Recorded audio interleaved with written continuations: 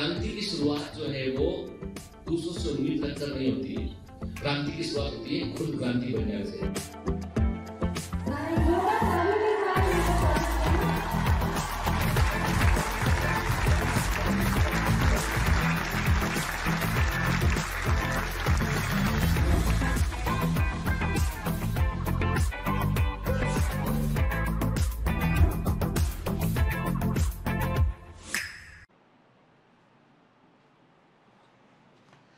Hello commandos, welcome to Biomentors classes online. I am doctor Jitendra Singh.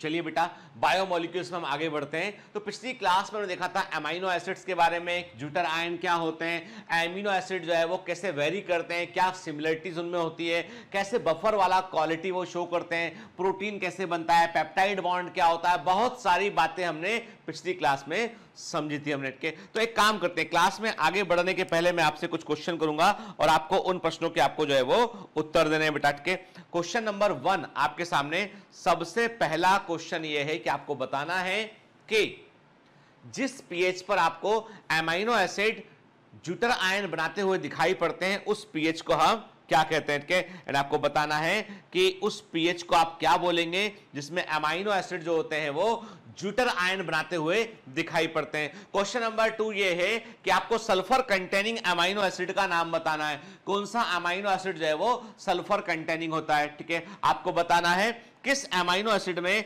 जो variable group है वो CH3 होता है और किस अमीनो एसिड में ये CH2OH होता है, ठीक है। किस अमीनो एसिड में जो वेरिएबल ग्रुप है R ग्रुप है वो CH3 होता है और किस अमीनो एसिड में ये CH2OH होता है। आपको बताना है what is the name of aromatic amino acid. Aromatic amino acid के नाम क्या होते हैं वो भी आपको बतलाना है। क्लियर? क्या क्या पूछा? उस पीएच को क्या बोलोगे जहां पर आपको ज्यूटर आयन देखने मिलेगा, ठीक है। आपको बताना है कि जो अमीनो एसिड है आपके, जिस अमीनो एसिड में CH3 ग्रुप प्रेजेंट है, CH2OH प्रेजेंट है, वो कौन से अमीनो एसिड होते हैं बेटा? एरोमेटिक अमीनो एसिड का नाम बताना है और सल्फर कंटेनिंग अमीनो एसिड का नाम आपको बताना है, ठीक है ना। सारे बच्चे आंसर करके भेजेंगे इसका। चलिए, है ना। आज हम बात करेंगे बेटा लिपिड्स के ऊपर। एक बात ध्यान रखना बेटा, लिपिड्स या फैट की जब हम बात करते हैं ना तो एक्चुअली में लिपिड या फैट जो है ये आपको जो है वो एसिड सॉल्युबल पोर्शन में देखने आपको नहीं मिलेंगे, के जो एसिड सॉल्युबल पोर्शन है, जो हम कहते हैं जो फिल्ट्रेट है, जिसको हमने क्या बोला था, हमने कहा था एसिड सॉल्युबल पोर्शन है, फिल्ट्रेट है, वहां पर आपको देखने नहीं मिलेंगे। ये कहां मिलेंगे? ये आपको मिलेंगे रिटेंटेड में मिलेंगे आपको, क्योंकि ये वाटर में सॉल्युबल नहीं होते हैं, ये हाइड्रोफोबिक होते हैं, इसलिए ये पानी के साथ नहीं घुलते हैं, इसलिए ये माइक्रो मॉलिक्यूल होते हुए भी आपको मैक्रो मॉलिक्यूल के साथ में देखने मिलते हैं। रिटेंटेड के अंदर जो क्षमता नहीं है उसके अंदर आपको ये देखने मिलते हैं। क्लियर? चलिए, तो अब लिपिड के बारे में हम बिल्कुल बेसिक से बात करेंगे बेटा। मैंने आपको एक बेसिक फंडा बतलाया था और उस फंडे को कभी भूलना नहीं बेटा के। बेसिक फंडा ये था कि जब कभी आपको CH और O का रेशियो 1:2:1 देखने मिले, मानकर चलना कि ये कार्बोहाइड्रेट के मोस्ट ऑफ द केसेस में इट इज कार्बोहाइड्रेट, क्या एक जनरल अप्रोच है, ये एक बड़ी जनरल और साधारण अप्रोच है कि ये एक कार्बोहाइड्रेट होगा बेटा। क्लियर? ठीक है। फिर हम बात करते हैं बेटा, यदि CHO है और उसमें कार्बन CHO प्रेजेंट है, carbon is much more than oxygen, carbon oxygen से काफी अधिक है, तो ये होगा फैट होगा ये, ठीक है। CHO प्रेजेंट है, साथ में नाइट्रोजन भी प्रेजेंट है, तो ये प्रोटीन होगा। ये एक बिल्कुल जनरल अप्रोच है बेटा।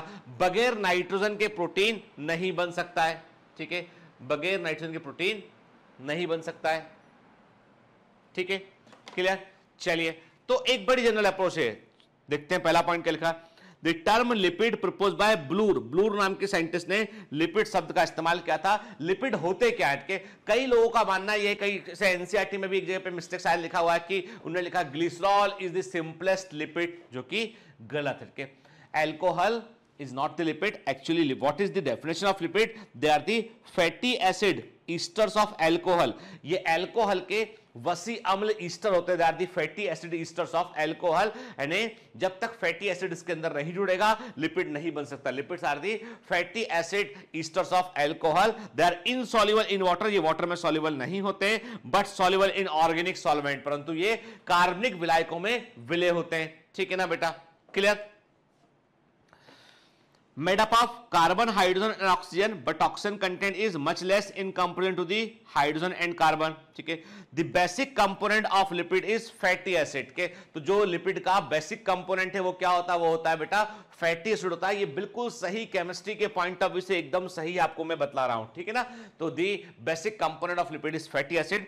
फैटी एसिड्स क्या होते हैं? They are the organic acids. Fatty अम्ल, वसी अम्ल क्या होते हैं बेटा? ये नंबर एक, ये ऑर्गेनिक एसिड होते हैं जिनमें की एक लंबी हाइड्रोकार्बन चेन होती है जिसके अंत में आपको कार्बोक्सिलिक ग्रुप जो है वो देखने मिलता है। इसमें अंत में आपको कार्बोक्सिलिक ग्रुप जो है वो देखने मिलता है। तो what is the fatty acid? बिल्कुल आप समझ लीजिए कि आपको कुछ नहीं मालूम, बिल्कुल बेसिक से बेटा बात कर रहे हैं। मुझे मालूम है कि आपको केमिस्ट्री बहुत सारा आता है, लेकिन मेरा फर्ज ये है कि मैं जीरो से लेकर हीरो तक बात करूं।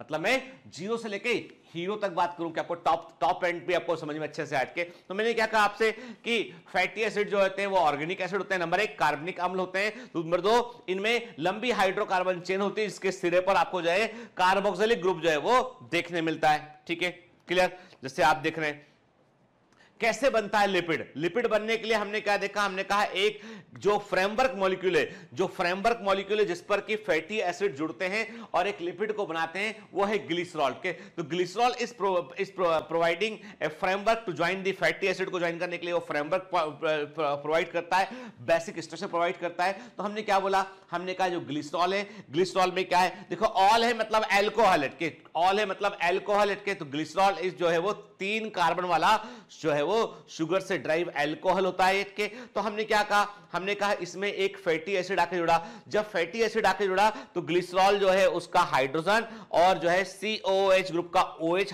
जो हाइड्रोक्सिल ग्रुप है वो दोनों आपस में क्रिया किए, वाटर मॉलिक्यूल बाहर निकला, डिहाइड्रेशन सिंथेसिस बोलेंगे इसको हम, कंडेंसेशन रिएक्शन बोलेंगे, और क्या बन गया? ये बन गया मोनोग्लिसराइड बन गया। क्या बोला इसको हमने? इसको हमने बोला मोनोग्लिसराइड बन गया ये। ठीक है, इसे हमने मोनोग्लिसराइड बोला। यदि हम लिपिड में बोले तो सबसे सिंपलेस्ट लिपिड जो है इसको बोल सकते हैं कि it is the first form, यानी कि ये पहला मोनोग्लिसराइड बना, फिर एक ग्रुप और जुड़ा डाइग्लिसराइड बन गया, एंड देन जो बायोलॉजिकल सिस्टम में जो बेसिक लिपिड देखने मिलता है वो होता है ट्राइग्लिसराइड होता है वो। ठीक है, देखिए दिस इज द ट्राइग्लिसराइड के, this is the triglyceride molecule, और ये होता है सबसे simplest type of lipid present in biological system के जैविक तंत्र में प्रेजेंट। जो आपको सिंपलेस्ट प्रकार का आपको लिपिड मॉलिक्यूल जो आपको बायोलॉजिकल सिस्टम में प्रेजेंट मिलेगा, आपको एक लिविंग सेल के अंदर देखने मिलेगा, वो ट्राइग्लिसराइड होगा। इस तरह का होगा, 3 फैटी एसिड चेन जो ग्लिसरॉल से जुड़ी होंगी और क्या बनेगा बेटा? ट्राइग्लिसराइड बनेगा। क्या बनेगा बेटा? ट्राइग्लिसराइड बनेगा। ट्राइग्लिसराइड को बनाने के लिए एक ग्लिसरॉल होता है और 3 फैटी एसिड की चेन होती है यहां पे।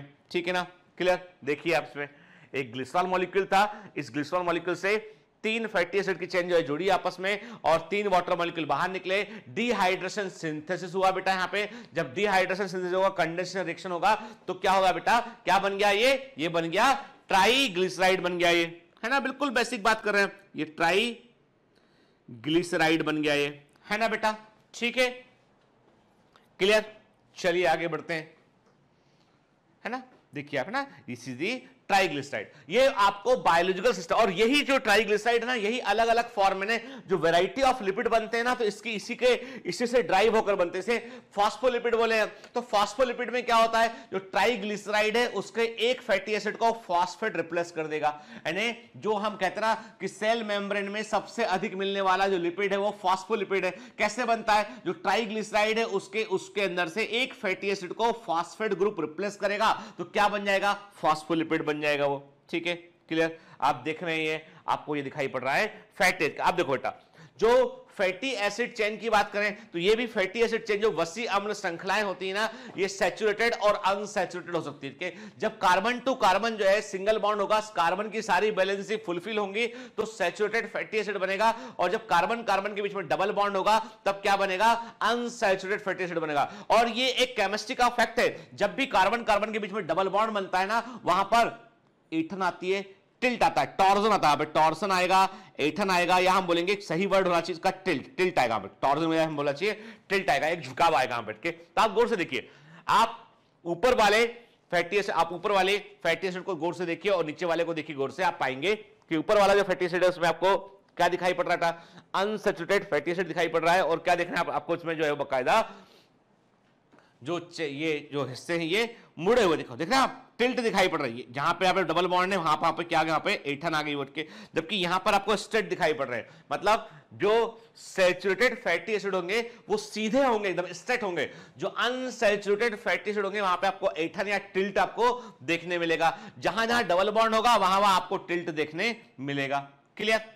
ठीक है, तो हमने क्या कहा, हमने कहा unsaturated fatty acid with double bond जो है दिखाई पड़ रहा है आपको, ये डबल बॉन्ड है, ये डबल बॉन्ड है, डबल बॉन्ड है, ठीक है, और जो सैचुरेटेड फैटी एसिड होगा उसमें डबल बॉन्ड नहीं होगा। ठीक है, क्लियर? आई बात समझ बेटा? चलिए आगे बढ़ते हैं इसमें हम ना, देखिए है ना आपके सामने, यदि आप गौर से देखें यहाँ पे, तो आपसे मैं पूछता हूं कि देखिए आप ध्यान से, आप किसको देख रहे हैं बेटा, आप पामिक एसिड को देख रहे हैं, स्टेरिक एसिड को देख रहे हैं और ओलिक एसिड को देख रहे हैं आपके, आप किसको देख रहे हैं बेटा, पाम जो है वो पामिटाइड या पामिक एसिड को देख रहे हैं आप, ठीक है ना, आप जो है वो स्टेरिक एसिड को देख रहे हैं और आप जो है वो ओलिक एसिड को देख रहे हैं। देख रहे हैं आप ओलिक एसिड में, आप गौर से देखिए, ये देखिए ध्यान से, आप पाएंगे ये बिल्कुल सीधा है ना, स्ट्रेट फॉरवर्ड एकदम सीधा है, ये मतलब सैचुरेटेड है, एकदम सीधा है, सैचुरेटेड है, जबकि इस ओलिक एसिड में क्या देख रहे हैं आप, देखो ऐसे मुड़ गया है, क्यों मुड़ गया, क्योंकि इसमें carbon carbon double bond present है, जहां डबल बॉन्ड प्रेजेंट है वहां पे की। अब आप बोलोगे सर इसका इतना सिग्निफिकेंस क्यों, इतना जोर देके क्यों बता रहे हो कि ये मुड़ गया, ऐसा हो गया? अरे भाई तुमको बताया था मैंने, मेम्ब्रेन की फ्लूइडिटी याद आया कि मैंने कहा था कि जब हम पढ़ रहे थे cell the unit of life पढ़ रहे थे, तो मैंने कहा था मेम्ब्रेन तरल प्रकृति की होती है और तरलता का नियंत्रण जो है वो फैटी एसिड की प्रॉपर्टी करती है। मतलब if the membrane is more fluid in structure, मतलब मेम्ब्रेन के अंदर जो फैटी एसिड प्रेजेंट है, जो फॉस्फोलिपिड में जो फैटी एसिड प्रेजेंट है, more of the fatty acid are the unsaturated. ठीक है, तो अधिक तरलता होगी। यदि फैटी एसिड सारे सैचुरेटेड होंगे तो फ्लूइडिटी कम होगी उसकी।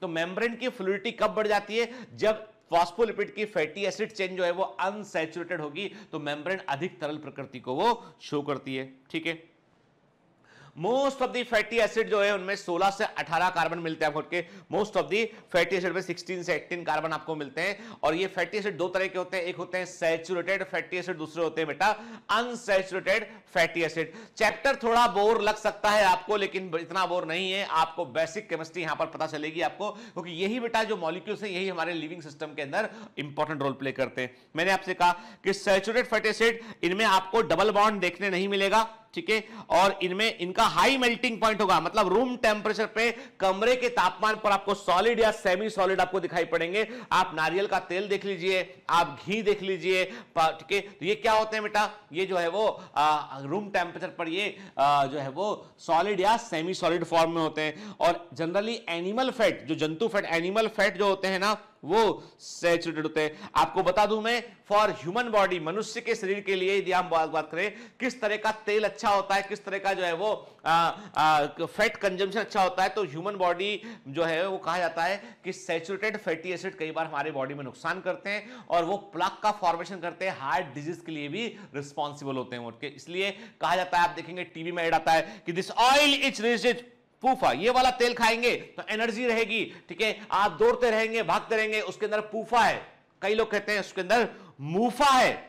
अब ये पूफा क्या है, poly unsaturated fatty acid, MUFA multiple unsaturated fatty acid, ये उसके अंदर प्रेजेंट है। और जो सैचुरेटेड फैटी एसिड होता है उसका फॉर्मूला क्या होता है, फॉर्मूला नहीं भूलना, जनरल फॉर्मूला एग्जाम के अंदर पूछा जाता है, एनसीईआरटी में लेकिन मिसिंग है बेटा, पर आपको पता होना चाहिए। CnH2nO2, दिस इज दी, देखिए केवल O2 है, चाहे कार्बन 16 हो चाहे 15 हो, के CnH2nO2, this is the formula of saturated fatty acid. ठीक है, अब देखिए आप देख रहे हैं स्टेरिक एसिड को देख रहे हैं, आपके स्टेरिक एसिड क्या आप देख रहे हैं, बटर के अंदर आपको जो स्टेरिक एसिड दिखाई पड़ रहा है, आप देख रहे हैं स्टेरिक एसिड है जो कि एक सैचुरेटेड फैटी एसिड है, जो कि एक सैचुरेटेड फैटी एसिड है। ठीक है, क्लियर। अब हम फॉर्मूला लिख लेते हैं बेटा एग्जांपल के, और ये पूछा जाता है, दिस इज इंपॉर्टेंट प्लीज के डोंट फॉरगेट, ये इंपॉर्टेंट है बेटा के पामिटिक एसिड C16H32O2 के याद रखना है के पामिटिक एसिड, ये सब इंपॉर्टेंट है, इसको फालतू मत समझना, काम का है ये, ठीक है। पामिटिक एसिड C16H32O2 के, स्टीरिक एसिड C18H36O2, कोई फार्मूला कॉमन क्या है CnH2nO2, ठीक है, ये दोनों सैचुरेटेड फैटी एसिड के। दूसरा आता है अनसैचुरेटेड फैटी एसिड, ये क्या होते हैं बेटा, इनमें एक या एक से अधिक डबल बॉन्ड देखने मिलेंगे, कार्बन कार्बन के बीच में वन या more than one double bond होगा इसमें, इनका लो मेल्टिंग पॉइंट होता है, इसलिए आपको रूम टेम्परेचर पर ये तरल अवस्था में देखने मिलेंगे। जो प्लांट फैट होते हैं, जो पौधों से मिलने वाले ऑयल होते हैं, चाहे हम जो है हम बात करें सनफ्लावर ऑयल की बात करें, ग्राउंडनट ऑयल की बात करें, तो जो प्लांट फैट होते हैं वो अनसैचुरेटेड होते हैं। इनका फॉर्मूला क्या होता है, इनका जनरल फॉर्मूला याद रखिएगा, वेरी वेरी आईएमपी, ये है ये फॉर्मूला क्या, ये है CnH2n -2xO2। अब ये क्या है, x क्या है, x मतलब number of double bond, x का वैल्यू है नंबर ऑफ डबल बॉन्ड के, फॉर्मूला है CnH2n -2xO2 के, तो मतलब हाइड्रोजन में से आपको 2x माइनस कर देना है जितने डबल बॉन्ड है उसके हिसाब से, ठीक है। चलिए देखते हैं हम, जैसे आप देखिए आपको जब भी कभी अनसैचुरेटेड फैटी एसिड दिखाई पड़ेगा उसमें डबल बॉन्ड होगा, और वो डबल बॉन्ड जैसे हम देखा था बटर का पिक्चर देखा था ना, बटर का था सॉलिड था, ठीक है, सेमी सॉलिड था, यहां पर हम देख रहे हैं कि हमको लिक्विड फेज में दिखाई पड़ रहा, तरल दिखाई पड़ रहा, फ्लूइड फेज में दिखाई पड़ रहा है, तो इसमें डबल बॉन्ड जो है वो बेंडिंग करता है इसके अंदर, ठीक है। अब देखिए आपको सिंपली ध्यान से सुनिएगा कि आपको ये फॉर्मूला देखना है और बताना है कितने डबल बॉन्ड प्रेजेंट है, जैसे मैं एक आपको बताऊंगा बाकी आपको निकालना है। ओलिक एसिड की बात करें हम, तो ओलिक एसिड में C18, देखो बेटा क्या है, हमें फॉर्मूला मालूम है CnH2n -2x और O2, ठीक है, n का वैल्यू 18 है, ठीक है, C18 हो गया, H कितना हो गया, H कितना हो गया आपका 36H हो गया, -2x है O2 के, यहां पे क्या देखा 34 देखा, मतलब x कितना है, x मतलब 1 होगा, x का वैल्यू 1 होगा, मतलब यहां पर 1 डबल बॉन्ड होगा, एक डबल बॉन्ड होगा, एक, समझ रहे ना, उल्टा निकाल रहे हैं हम फार्मूले को कंपेयर कर रहे हैं अपने, हम जो है फार्मूले को दिए गए इक्वेशन से कंपेयर कर रहे हैं फार्मूले को, और पता लगा रहे हैं कि कितने डबल बॉन्ड है। मैंने कहा ना ओलिक एसिड C18H32O2, मतलब कायदे में H36 होता, सैचुरेटेड होता तो, लेकिन 34 लिखा है, 34 निकला, मतलब 2 कम है, 2 कम है तो 2x है, x का वैल्यू 1 होगा तभी तो -2 करोगे आप, तो मतलब 1 डबल बॉन्ड यहां प्रेजेंट है, ठीक है। फिर अच्छा दूसरे पे आते हैं, है ना, अब आप भी निकालो जरा, आप भी कोशिश करो बेटा पहले, है ना, मैं बता रहा हूं सबको, कई बच्चों को ऐसा समझ में शायद ना आया हो इसलिए मैं बताऊंगा सबको ये, पर आप भी निकालो कि कितने डबल बॉन्ड है, कितने एंड आपको बताना है कि लिनोलेइक एसिड, लिनोलेनिक एसिड और आर्किडोनिक एसिड में कितने डबल बॉन्ड प्रेजेंट हैं, कितने डबल बॉन्ड प्रेजेंट है। हालांकि ऐसा क्वेश्चन बायोलॉजी के अंदर नहीं आएगा पर केमिस्ट्री में पूछा जा सकता है, ठीक है, तो याद रखिए। लिनोलेइक एसिड की बात करें तो देखो C18 है तो H36 होना चाहिए था, कितना दे रखा है 32 दे रखा है, 32 दे रखा है, मतलब 4 कम है, और 4 कम होगा 2x वैल्यू है, x का वैल्यू जब 2 होगा तो 4 कम होगा, मतलब यहां पे 2 डबल बॉन्ड है। लिनोलेनिक एसिड की बात करें तो क्या है ये C18 H36 होना चाहिए था, 30 दे रखा है, मतलब 6 कम है, और 6 कब होगा जब 2x में x का वैल्यू 3 होगा तो -6 करोगे आप, मतलब यहां पे 3 डबल बॉन्ड है, यहां पे 3 डबल बॉन्ड यहां प्रेजेंट है। आर्किडोनिक एसिड की बात करें तो C20H32, तो C20 है तो H2n कितना होना चाहिए 40, H40 होना चाहिए था, लेकिन 40 के बजाय 32 दे रखा है, मतलब 8 कम है, और 8 कम कब होगा जब 2x में x का वैल्यू 4 होगा तो 8 कम होगा, मतलब यहां पे 4 डबल बॉन्ड है इसके पास में, है ना, 4 डबल बॉन्ड है। आई बात समझ में, है ना, मजेदार, ठीक है। तो हमने फॉर्मूला देख के ये पता लगा लिया कि कितने डबल बॉन्ड इसमें प्रेजेंट है ना। तो ये सब क्या है बेटा, ओलिक एसिड, लिनोलेनिक एसिड और लिनोलेनिक एसिड और arachidonic acid, these all are unsaturated fatty acid, ठीक है, क्लियर। लिपिड जो है वो, अब देखो आगे बढ़ते हैं, लिपिड जो है वो 3 तरह के होते हैं, एक होते हैं बेटा सिंपल लिपिड जो केवल फैटी एसिड और ग्लिसरॉल से बने होते हैं। सिंपल लिपिड जो होते हैं वो केवल फैटी एसिड और ग्लिसरॉल से बने होते हैं, जैसे क्यूटीन हुआ, सुबेरिन हुआ, वैक्स हुआ, these all are only made up of fatty acid and glycerol, simple lipid है। दूसरे आते हैं कॉन्जुगेटेड और कंपाउंड लिपिड आते हैं। इनमें क्या होता है, इनमें फैटी एसिड और ग्लिसरॉल के अलावा एडिशनल ग्रुप देखने मिलता है। इनमें आपको फैटी एसिड ग्लिसरॉल के अलावा एक्स्ट्रा ग्रुप देखने मिलेगा। जैसे फॉस्फोलिपिड में क्या है, फॉस्फेट प्रेजेंट है। फॉस्फोलिपिड में क्या है, फॉस्फोलिपिड में फॉस्फेट प्रेजेंट है। ठीक है, ग्लाइकोलिपिड में क्या है, ओलिगोसैकेराइड प्रेजेंट है, इसके पास में ओलिगोसैकेराइड प्रेजेंट। लाइपो में क्या है, यहां पर जो है वो लाइपोप्रोटीन में क्या है, यहां पे प्रोटीन प्रेजेंट है यहां पे। तो मतलब ये है कि जब लिपिड में फैटी एसिड ग्लिसरॉल के अलावा दूसरा कोई स्ट्रक्चर भी पाया जाता है तो उसे क्या बोलेंगे, उसे हम बोलेंगे बेटा कंपाउंड लिपिड बोलेंगे उसको हम, या जो है कॉन्जुगेटेड लिपिड बोलेंगे। बेस्ट एग्जांपल इसका है फॉस्फोलिपिड एंड ग्लाइकोलिपिड के। फिर कुछ ऐसे केमिकल होते हैं जो लिपिड के डेरिवेटिव होते हैं, लिपिड के डेरिवेटिव होते हैं, लिपिड मॉलिक्यूल में कुछ परिवर्तन होंगे और उससे ये बनते हैं, जैसे कि टर्पीन्स हुए। Terpenes are the derivative of lipid. Sterol, जो भी कोलेस्ट्रॉल है, फाइटोस्टेरॉल है, इर्गोस्टेरॉल है, जितने भी तरह के कोलेस्ट्रॉल है, ये सब क्या होते हैं, लिपिड के डेरिवेटिव होते हैं। प्रोस्टाग्लैंडिन हार्मोन के समान काम करते हैं, बड़े इंपॉर्टेंट सेलुलर मैसेंजर केमिकल होते हैं। Prostaglandins are very important cellular messenger molecule के, जो कि हार्मोन के समान होते हैं, और ये आप समझ लीजिए एक तरीके के सेलुलर मैसेंजर होते हैं, ये भी लिपिड के डेरिवेटिव होते हैं। जितनी बातें मैं लेक्चर में आपको जो लिखा हुआ स्क्रीन है उसके अलावा भी कहता हूं ना, वो भी एग्जाम में आता है। आपने देखा होगा कई लेक्चर में मैंने आपसे बात किया, बताया आपने, और मैंने वो क्वेश्चन डीपीएस के अंदर दिया, वो क्वेश्चन मैंने टेस्ट के अंदर दिया।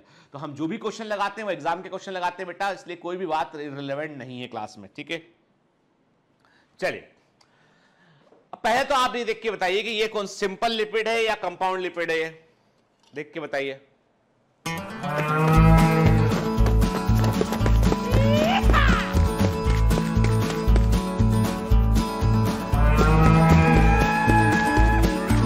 Hi, sorry to disturb you in between lecture, but it's important to inform you. You should download Biomentors app from Google Play Store. We need your support, so please take subscription to become an official commando of Biomentors. Bye bye. Continue your lecture.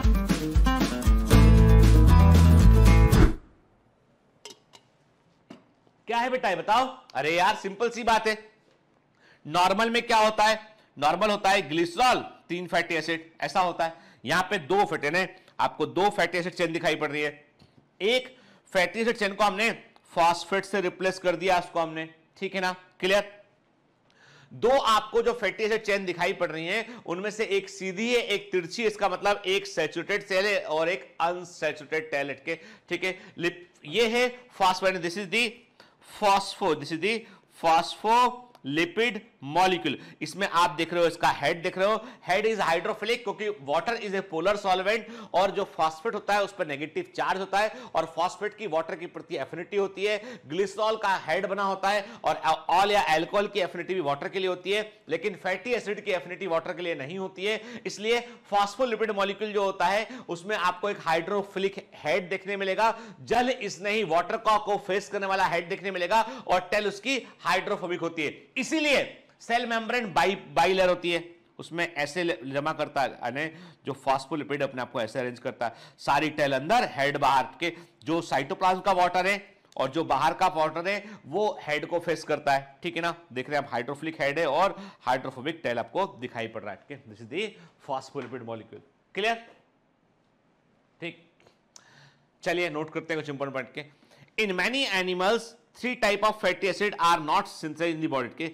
कई सारे animals में 3 ऐसे fatty acid होते हैं जो body में अपने आप नहीं बनते हैं, उनको बाहर से लेना पड़ता है, ठीक है। याद है ना, जैसे हमने कहा था एमाइनो एसिड्स की बात की थी, मैंने कहा था कि कुछ एमाइनो एसिड ऐसे होते हैं जो हमारी बॉडी के अंदर नहीं बनते हैं, इसीलिए जो जैसे मैंने कहा था आपसे कि 7 सभी एनिमल में होते हैं, 8 जो है वो एडल्ट ह्यूमन में होते हैं, 10 जो है वो बच्चों में होते हैं। तो ऐसे एमाइनो एसिड जो बॉडी के अंदर नहीं बनते, जिनको बाहर से लेना पड़ता है, उन्हें एसेंशियल एमाइनो एसिड कहते हैं। वैसे ही कुछ फैटी एसिड ऐसे होते हैं जो हमारी बॉडी में नहीं बनते हैं, उन्हें बाहर से लेना पड़ता है, उन्हें हम एसेंशियल फैटी एसिड कहते हैं, जैसे कि लिनोलेइक एसिड, लिनोलेनिक एसिड और आर्किडोनिक एसिड, वेरी IMP, ठीक है।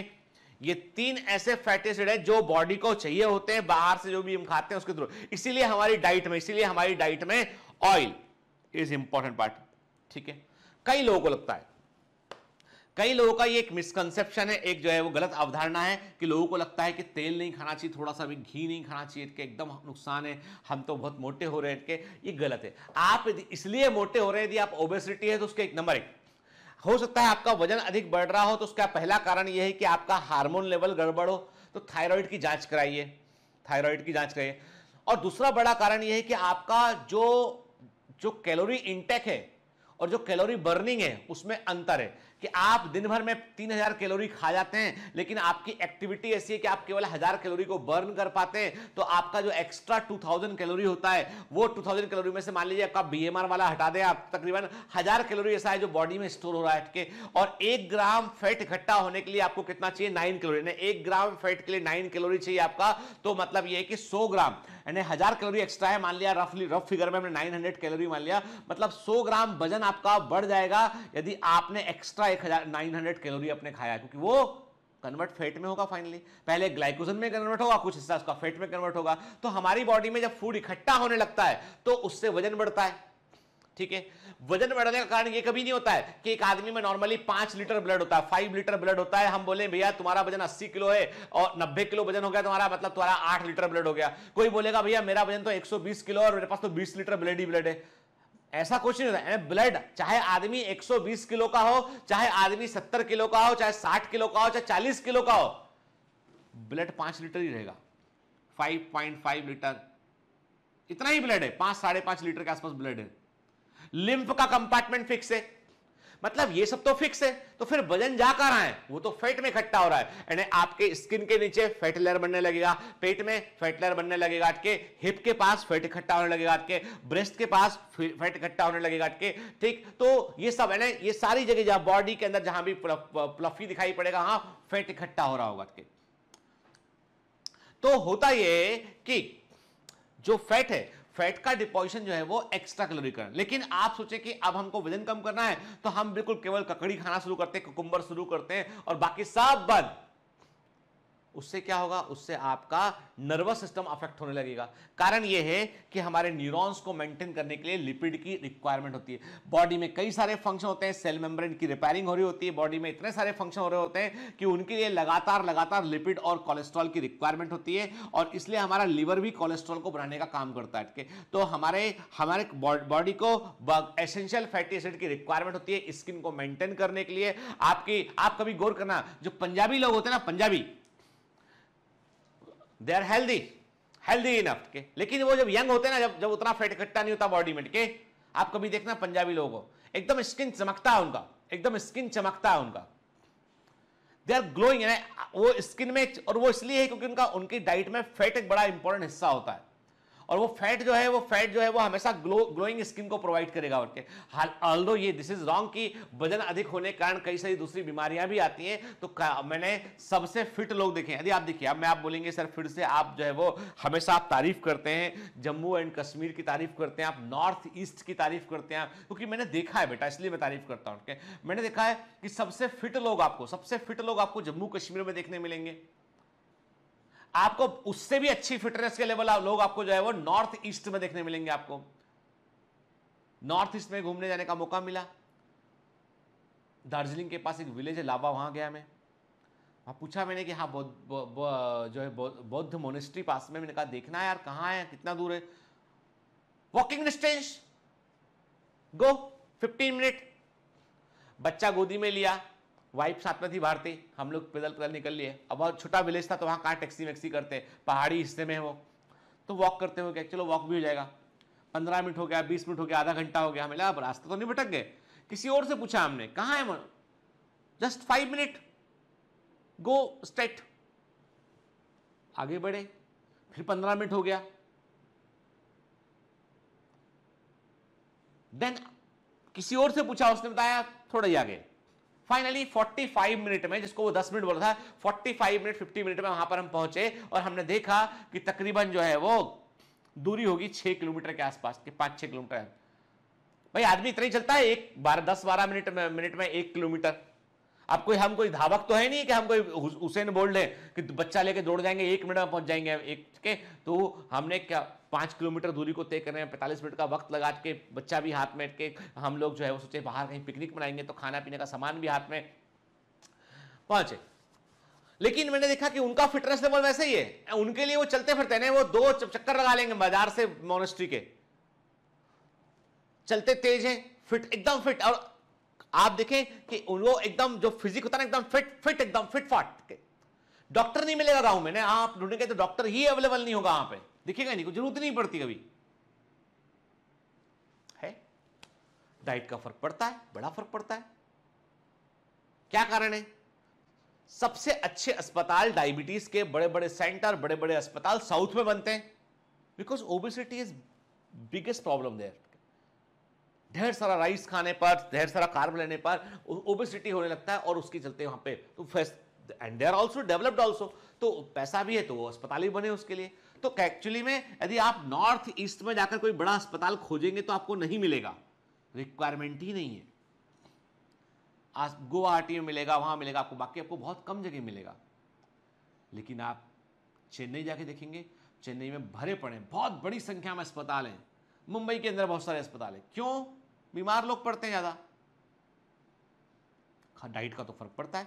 अब मैं आपको बताता हूं कि एसेंशियल फैटी एसिड जो बड़े इंपॉर्टेंट होते हैं, और ये आपके नर्वस सिस्टम का, आपकी स्किन का, आपकी कई सारी बॉडी स्ट्रक्चर का ये मेंटेनेंस में रोल प्ले करते हैं, ठीक है ना।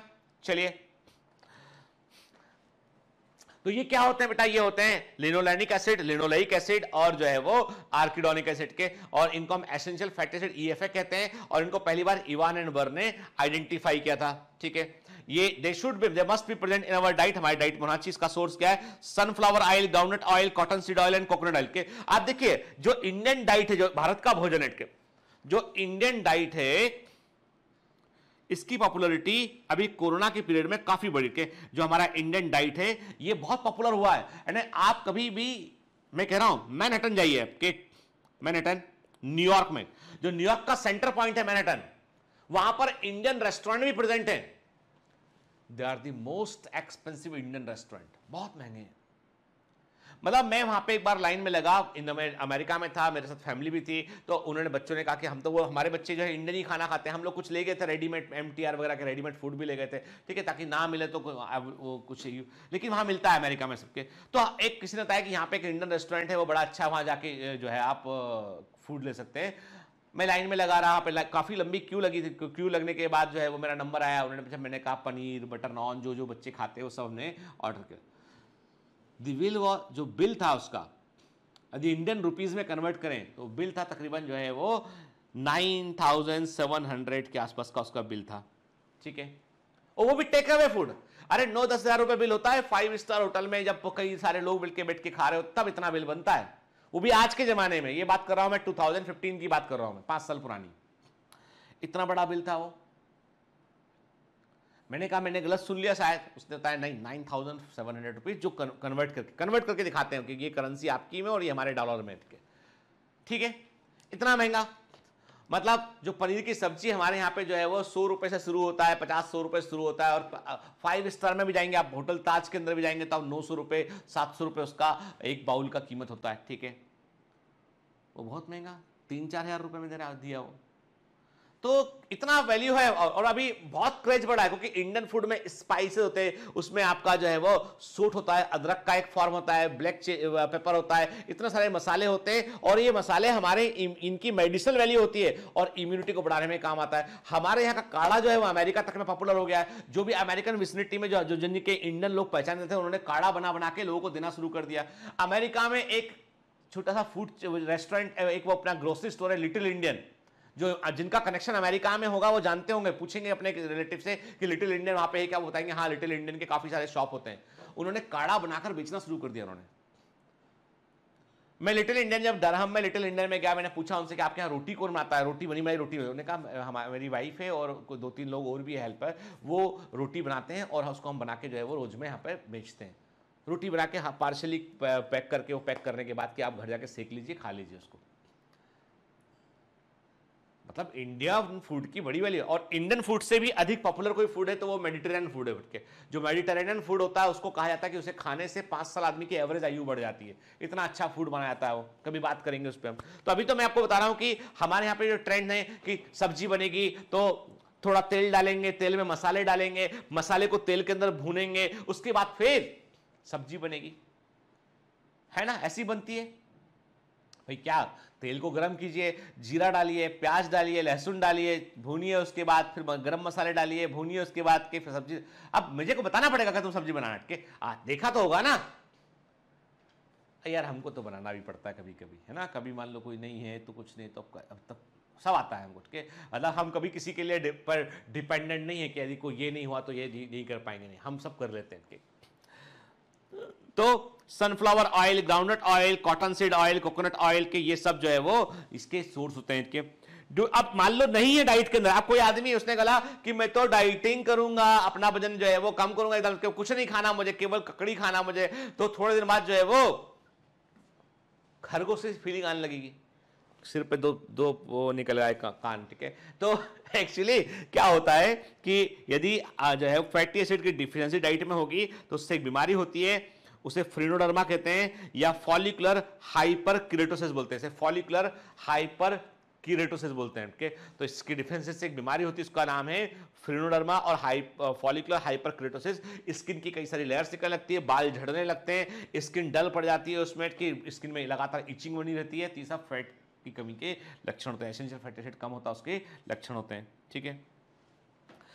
आगे बढ़ते हैं हम। अब बात करते हैं स्टेरॉइड की। क्या होते हैं स्टेरॉइड? तो मैंने आपको बताया था they are the derivative of lipid, ये लिपिड के डेरिवेटिव होते हैं, ठीक है। तो स्टेरॉइड जो होते हैं they are the crystalline lipid, almost जो है वो आपको क्रिस्टलाइन फॉर्म में दिखाई पड़ेंगे लिपिड होते हैं, with high molecular weight which essentially possess 17 carbon nucleus which is made up of 4 fused hydrocarbon ring and having a long side chain। कोई भी जो स्टेरॉइड होता है उसके पास इसकी खास बात ये होती है कि उसमें आपको 17 कार्बन रिंग आपको उसमें देखने मिलेगा, उसमें आपको एक 17 कार्बन रिंग जो है वो आपको उसमें देखने मिलेगा आपको उसमें, ठीक है। इसका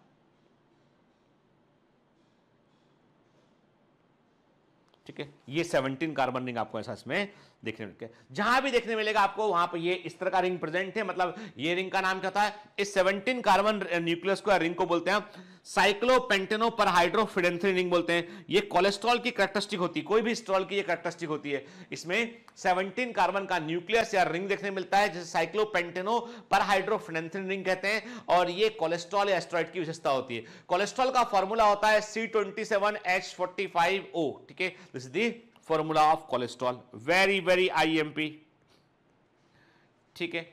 ये कोलेस्ट्रॉल का फॉर्मूला होता है, ठीक है बेटा। देखते हैं हम 17 कार्बन रिंग दिखाई पड़ रहा है हमें कि A B C के 4 फ्यूज रिंग इसके अंदर प्रेजेंट, 17 कार्बन न्यूक्लियस है। क्या है बेटा इसका नाम? साइक्लोपेंटेनो पर हाइड्रोफिडेंथ्रिन। एक बार हम यही एक बार बोल लेते हैं, याद रह जाएगा। बोलिए, साइक्लोपेंटेनो पर हाइड्रोफिनेंथ्रिन, ठीक है। देखिए, और कोलेस्ट्रॉल सबसे कॉमन टाइप का स्टेरॉल होता है। Cholesterol is the most common type sterol के, जो भी स्टेरॉल में होगा सभी स्टेरॉल में ये वाला रिंग आपको कॉमन दिखाई पड़ेगा। इसके बाद फिर कई सारे दूसरे ग्रुप जुड़े हो सकते हैं, ठीक है ना। जैसे आप देख रहे हो कोलेस्ट्रॉल देखिए, ईस्ट्रोजन देखिए, टेस्टोस्टेरोन देखिए, तो कहां कहां में फर्क दिखाया है आपको। वो रिंग था, मैंने वो रिंग चाहे कोलेस्ट्रॉल हो चाहे मेल हार्मोन, जो testosterone is the male hormone. Testosterone क्या होता है? ये मेल हार्मोन होता है। ईस्ट्रोजन क्या होता है? फीमेल हार्मोन होता है। आप देखें दोनों के दोनों में आपको रिंग एक समान दिखाई पड़ रही है, फर्क केवल जो है वो साइड चेन का इसमें फर्क होता है, ठीक है। ठीक, चलिए आगे बढ़ते हैं। Butyric acid and caproic acid are present in, आप देखो नोट, ये नोट डालें कि इंपॉर्टेंट नोट की बात करें, इंपॉर्टेंट नोट, ठीक है। बीच बीच में बेटा एग्जाम के ऐसे पॉइंट आते रहेंगे, जो एग्जाम में डायरेक्ट पूछे गए एमसीक्यूज थे उन्हीं को पॉइंट में कन्वर्ट करके लिखा है हमने यहां पे। Butyric acid and caproic acid present in butter, butter के अंदर ब्यूटायरिक एसिड और कैप्रोइक एसिड जो है वो पाया जाता है,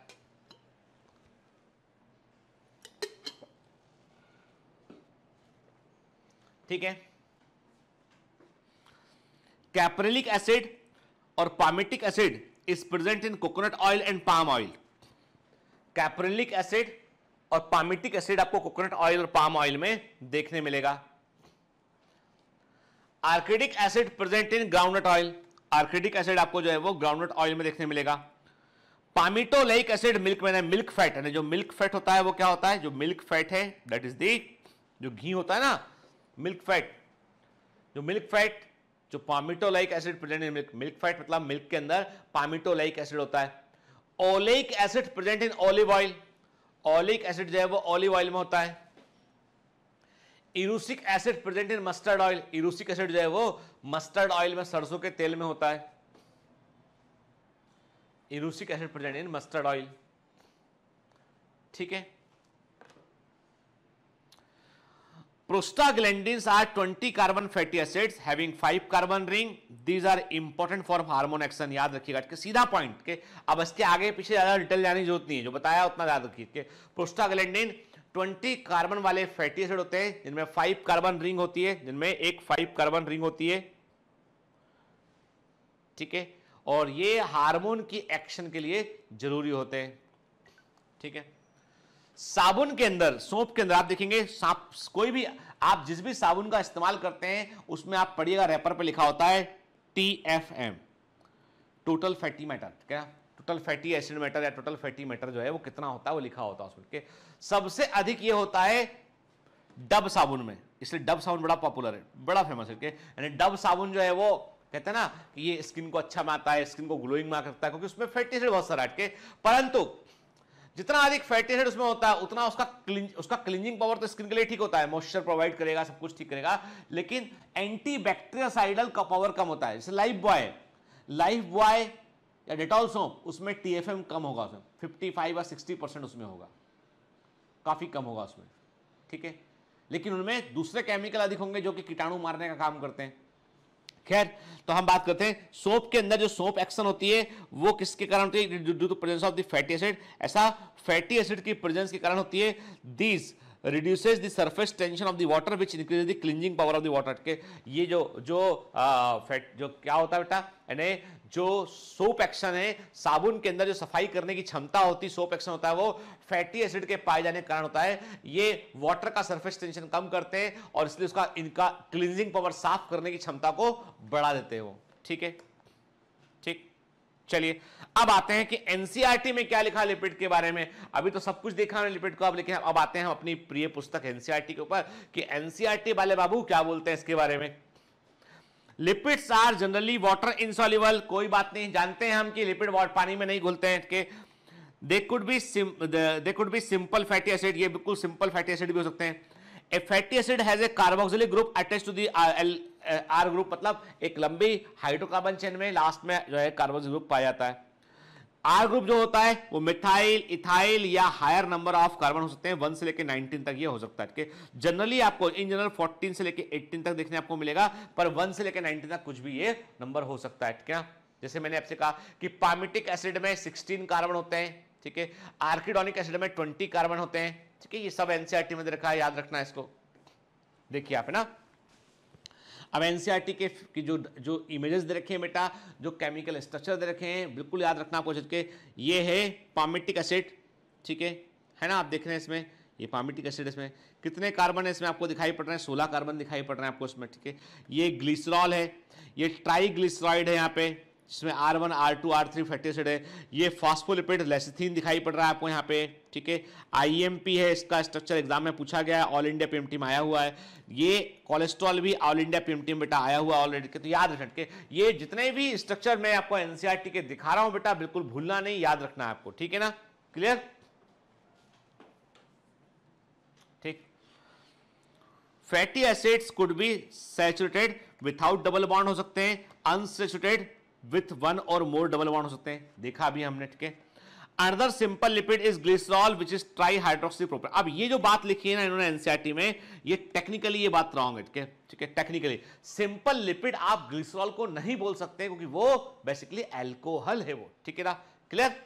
लेकिन अब एनसीईआरटी में लिखा है, मान लो डायरेक्ट ऐसा ही क्वेश्चन आता है और ऑप्शन भी आता है उसमें, तो देखो बेटा ऐसा है ना कि हमको चाहिए +4 नंबर, ठीक है ना। हम बहुत ज्ञानी हैं, हमको बिल्कुल सही मालूम है, लेकिन एनसीईआरटी में यदि कोई मिस्टेक लिखा है और बड़ा इंफेसिस देके लिखा है ना, तो उसको दिमाग में तो रखना है हमको, ताकि वो ऑप्शन में आए तो हम बोल सके। कल को मान लो हमने ये आंसर लगा दिया ना, तो एग्जामिनर जो है वो आपको आपके नंबर देगा, वो कि आप लड़ सकते हो उससे। भाई एनसीईआरटी में लिखा हुआ है तो हमने वही तो लगा के आए, क्या गलत लगा? क्वेश्चन कैंसिल होगा या नंबर मिलेगा। लेकिन मान लो आप बिल्कुल सही लगा के आप आ गए, आपने कहा देखो भाई ऐसा है, तुम तो पागल हो, ठीक है, तुमने लिख दिया इसको ग्लिसरॉल को फैट सिंपल लिपिड लिख दिया, हम नहीं मानेंगे इस बात को, है ना, तो हम तो आंसर नहीं लगाएंगे। तो बोलेगा भैया देखो एनसीईआरटी में लिखा था हमने, तो हमने तो किताब का ही क्वेश्चन दिया है, वहीं का आंसर होगा इसमें, अब तुम किताब को सुधारते रहो बैठ के आराम से। तो ऐसा मत करना। तो बेटा प्लीज ना बी स्मार्ट इनफ कि हमको नंबर चाहिए, उसके लिए क्या करना है ना। चलिए, एनी लिपिड है बोथ ग्लिसरॉल, आप देखो खुद ही लिखते हैं, कोई भी लिपिड जो है उसमें ग्लिसरॉल और फैटी एसिड खुद ही लिखते हैं। कंट्रोवर्सी हुआ कि नहीं हुआ? ऊपर वाली लाइन पढ़िए, नीचे वाली लाइन में, ऊपर वाली लाइन बोलती है कि सिंपल लिपिड ग्लिसरॉल है जो कि ट्राईहाइड्रोक्सी प्रोपेन है, फिर लिखता है कोई भी लिपिड होगा उसमें ग्लिसरॉल और फैटी एसिड होगा। अरे भाई एक बात कह देना, साफ साफ बोल दे कि सिंपल लिपिड जो है वो है monoglyceride, it is the simple lipid, है ना बेटा। एक फैटी एसिड और एक ग्लिसरॉल जोड़ोगे मोनोग्लिसराइड बनेगा, सिंपलेस्ट लिपिड बनेगा। ये सही बात है। चूक गए बेचारे, गलती कर बैठे, है ना। चलो कोई बात नहीं यार, है ना, होती गलती कभी कभी। Here the fatty acids are found esterified with glycerol. Fatty acid जो esterified होते हैं ग्लिसरॉल से, ईस्टर बॉन्ड बनता है, esterified, ठीक है ना। They can be 10 monosaccharide, diglyceride and triglyceride, ठीक है ना। They also called fat and oil based on the melting point. हम फैट बोलेंगे जिसका हायर मेल्टिंग पॉइंट होगा, ऑयल बोलेंगे इसका लोअर मेल्टिंग पॉइंट होगा, ठीक है। ऑयल्स का लोअर मेल्टिंग पॉइंट होगा, झिंगेली ऑयल की बात करें हम के, ठीक है, विंटर में भी ऑयल रहते हैं। और सम लिपिड, कुछ लिपिड ऐसे होते हैं इनमें फास्फोरस पाया जाता है और उनमें फास्फोराइलेटेड ऑर्गेनिक कंपाउंड पाए जाते हैं, उनको हम फास्फोलिपिड कहते हैं। कैसे होता है बेटा, जो ट्राइग्लिसराइड में 3 फैटी एसिड है उसमें से एक फैटी एसिड को रिप्लेस करेंगे, वहां फास्फेट को जोड़ देंगे, तो क्या बन जाएगा, फास्फोलिपिड बन जाएगा। और फास्फोलिपिड आपको सेल मेम्ब्रेन में देखने मिलते हैं, और इसका सबसे अच्छा एग्जांपल क्या है, वो है lecithin is the best example of this, ठीक है, clear. Some tissues specially the neural tissue have lipid with more complex. देखिए न्यूरल टिश्यू होते हैं, मैंने कहा ना आपका नर्वस सिस्टम जो है ना वो बगैर ऑयल के नहीं मेंटेन होता, इसलिए आप देखना हम लोगों में सब में जो है एक कल्चर है हम सब लोगों में, ठीक है, वो ये है कि हम रोटी खाते हैं ना, देखो हम रोटी खाते हैं तो रोटी में हम घी लगा के खाते हैं, है ना, थोड़ा सा घी लगाते हैं रोटी के ऊपर। तो वो घी लगाना जो है वो पता हो आपको, जो हमारा, मैं कभी सोचता हूं मन में, कभी मेरे को सोचने में आता है कि हमारे जो पूर्वज थे, जो हमारे दादाजी, उनके पहले के जो लोग थे, वो कितने साइंटिफिक थे, कितना जानते थे वो लोग कि क्या करना है, कैसे करना है। रोटी में घी लगाना सिखाया उन्होंने, जिससे आपकी बॉडी में एसेंशियल फैट आपकी बॉडी के अंदर जाए, उठ के घी में होते हैं सब एसेंशियल फैट के, और उसके अंदर जो है वो जाए आपकी बॉडी के अंदर, ताकि आपको वो चीज मिल सके, ठीक है। तेल का इस्तेमाल करना सिखाया उन्होंने, फिर बॉडी में भी उन्होंने तेल मालिश करने का इजाद किया, उन्होंने बहुत चीजें की हैं, सब साइंटिफिक हैं। मेरे फादर जो है 2008 की बात है, दिसंबर की, my father got brain haemorrhage, उनको हॉस्पिटल में एडमिट किया, वो आईसीयू में 14-15 दिन एडमिट रहे, वो तकरीबन 14 डेज, 4 तारीख को एडमिट किया था उनको, 18 को जो है वो एक्सपायर हो गए थे। तो वहाँ 14 दिन एडमिट रहे, तो उनके लिए जो है उनको क्या था, उनको फिर फूड दे रहे थे, बाई ट्यूब दे रहे थे, फूड के लगा हुआ था केबीबैन वगैरह, पर उनको जो है वो कुछ वो फूड देना शुरू किया था उन्होंने ट्यूब के थ्रू, तो राइस ट्यूब के थ्रू उन्होंने देना शुरू किया था, फीडिंग ट्यूब के थ्रू। तो हमको उन्होंने, डॉक्टर ने वहाँ पे लिख के दिया, उन्होंने लिखा कि आधी रोटी का टुकड़ा लेना, ठीक है, उसमें 2 चम्मच मस्टर्ड ऑयल, 2 चम्मच उन्होंने लिखा उसमें सनफ्लावर ऑयल, 2 चम्मच उन्होंने लिखा उसमें ग्राउंडनट ऑयल, कैसे करके उन्होंने कुछ 4-5 तरह के ऑयल के एक 2 चम्मच उन्होंने कहा, और उसको जो है वो मिक्सर ग्राइंडर में आप दूध लेना, आधा कप दूध लेना, आधी रोटी लेना, उसको उसमें जो है ग्राइंड कर लेना और उसको लेके आना, ठीक है, थोड़ा कुछ गुड़ या शुगर डाल के उन्होंने कहा लेके आना, ठीक है। तो वो लेके आया करते थे हम के। तो एक दिन मैंने डाइटिशियन से पूछा, मैंने कहा कि आप इतना ऑयल इसमें क्यों, तो उन्होंने कहा कि चूंकि ब्रेन हेमरेज हुआ है, ब्रेन के टिश्यू रिपेयरिंग कर रहे होंगे वहाँ पे, तो उसको ऑयल की रिक्वायरमेंट होती है, इसलिए हम इतना ऑयल इस्तेमाल करते हैं यहाँ पे, क्योंकि फैट एसिड की रिक्वायरमेंट वहाँ पे होती है, different type of fat acid लगते हैं। Then she told me कि यदि आपको बुढ़ापे में आपको बचना है कि आपकी मेमोरी अच्छी रहे, याददाश्त अच्छी रहे, आप जो है वो ज्ञान दे सके, ओल्ड एज में भी आपका ब्रेन जो है वो प्रॉपरली फंक्शन करता रहे, तो आपकी डाइट में फैट का होना जरूरी है। ठीक है, इसीलिए आप देखना जो पुराने समय में जो पंडित लोग थे, उनको लोग कहते हैं भाई पंडित जी को बुलाओ, उनको जो है पूरी खिलाओ, ये खिलाओ, पकाओ पकवान खिलाओ, पंडित जी को मिठाई खिलाओ, मिठाई को दान करो उनको, क्योंकि पंडित जी जो है वो ज्ञान का स्रोत एकमात्र वही थे पहले पुराने जमाने में। अब तो सब ज्ञानी हो गए, अब पंडित जी जो है वो अलग लेवल पे पहुंच गए। तो पहले क्या था, पहले के ज़माने में जो है वो जो प्रथाएं थी ना, जो खाने को लेके सबको लेके भी क्या भोज करना है, वो सब चीज़ें बहुत ही सोच समझ के ईजाद की गई थी। कैसे सोसाइटी के लिमिटेड रिसोर्सेज में हम चीज़ों को एसेंशियल कर सकते हैं। ठीक है, तो हमेशा चीज़ों को ब्रॉडर पर्सपेक्टिव में देखेंगे तो आपको लगेगा कोई गलत कभी था ही नहीं। कि दुनिया में पूरा विश्व इतिहास पढ़ेंगे आपको लगेगा कि कोई कहीं गलत था ही नहीं, हर आदमी अपने पॉइंट ऑफ व्यू पर सही था। और के फर्क इतना है कि हम सामने वाले को उस पॉइंट से देख रहे हैं तो हमको वो गलत लग रहा है, यहाँ से देख रहे हैं दोनों गलत लग रहे हैं हमको। लेकिन यदि आप उसको अपने आप को उसके के शू में आप पहनेंगे, आपको लगेगा कि हाँ ये शू जैसे उसको चुभते थे ना वैसे ही आपको चुभते हैं, जो उसने किया वही शायद आप करते हैं। इसलिए कभी भी स्पेक्ट्रम ब्रॉड रखिए और पुरानी चीजों से सीखिए कि क्या अच्छा है क्या बुरा है। अच्छा है कैरी करेंगे आगे, बुरा है छोड़ देंगे पीछे उसको। ठीक है, चलिए तो आज का ज्ञान हमारा यहीं खत्म होता है। ठीक है, तो आज हमने बात किया लिपिड के ऊपर, और नेक्स्ट क्लास में हम बात करेंगे बेटा फिर जो है आगे बढ़ेंगे न्यूक्लियोटाइड के ऊपर और जो है नाइट्रोजन बेसिस के ऊपर हम बात करेंगे। तो पढ़ते रहिए, मेहनत करते बेटा, all the best.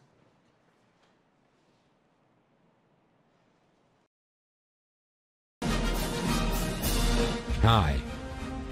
To become an official commando of Biomentors, join us at www.biomentors.online. Here you can solve daily practice papers, an online test. You can download performance enhancement sheets. You can track your progress. You can interact with other fellow commandos. Join us and prepare yourself. It's a commando training for your success. Download Biomentors online app from Google Play Store.